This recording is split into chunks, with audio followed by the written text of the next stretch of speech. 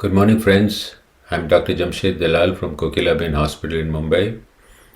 I'm going to discuss today the preventive role of omega 3, omega 6, and omega 9 fatty acids in cardiovascular and diabetic conditions. An advisory from the American Heart Association recently released its evaluation of the relationship between dietary fats and cardiovascular disease.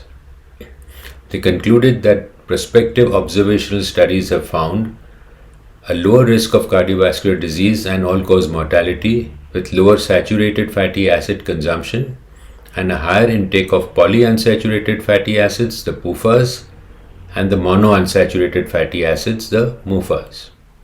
Let us discuss the role of each of these unsaturated omega fatty acids in cardiovascular disease and diabetes.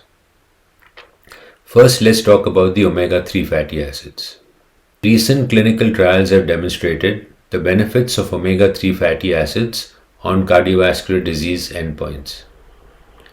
In the vitamin D and the omega 3 trial, the VITAL trial, 840 milligrams per day of EPA and DHA when given resulted in a 28% reduction in heart attacks and a 17% risk reduction for total coronary artery disease events. In the more recent REDUCE-IT trial, the reduction of cardiovascular events with icosapent ethyl showed that there was a 25% decrease in the primary endpoint of cardiovascular events when 4 grams per day of EPA were given to patients with elevated triglycerides and who were already taking statins. So we now have more compelling evidence of the cardiovascular benefits of omega 3 fatty acids when taken in proper dosage and when taken regularly. The findings of REDUCE-IT provide a strong rationale for prescribing icosapent ethyl for patients with hypertriglyceridemia, even if they are on statins. For primary prevention, the goal is to increase the population intake of omega 3 fatty acids to levels currently recommended, which translates consuming significant amounts of fish and seafood per week. For individuals who prefer to take omega 3 fatty acid supplements, recent findings from clinical trials support the benefits for primary prevention. Some of the trials in the past have also demonstrated that daily doses of EPA and DHA reduce systolic blood pressure by up to 5 millimeters of mercury in elderly patients with isolated systolic hypertension.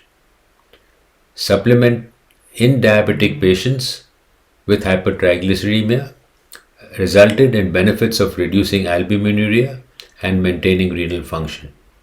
A meta-analysis of omega 3 using 3.25 grams of EPA and or DHA intake showed a clinically significant reduction of triglycerides and a slight increase in the HDL cholesterol.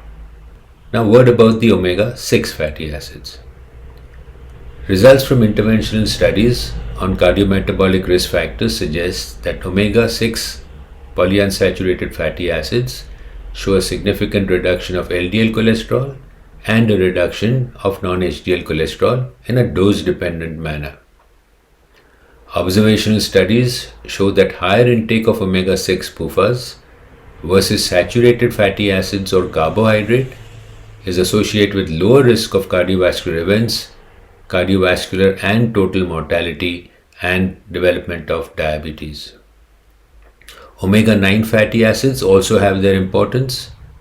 Evidence has shown that omega 9 fatty acids have a role also in the reduction of LDL cholesterol and in the reduction of LDL cholesterol oxidation. A cross-sectional study has concluded that intake of omega 9 fatty acids is associated with a lower risk of insulin resistance. Do Indian patients need supplementation with fatty acids? Yes, Indian intake is very high in fats. They use high amount of trans fats as a cooking medium. There's increased consumption of large carbohydrate meals, primarily made up of refined processed grains. Besides this, there is a high omega 6 to omega 3 ratio due to lower intake of fruits, vegetables, grains, proteins, and nuts. All these contribute to an increased risk of cardiometabolic disease. which we see commonly in India and at a much younger age than the West. Healthy ratios of omega-6 and omega-3 are usually 1:1. So there's a need to balance the intake of all these three unsaturated fatty acids, omega-3, 6 and 9. So to whom should we give these omega-3 fatty acids, omega-6 fatty acids as a supplement? It is indicated as an adjuvant therapy in cardiometabolic conditions. It can also be prescribed in patients with dyslipidemia for the prevention of cardiometabolic events, particularly in diabetic patients, and to reduce diabetic complications.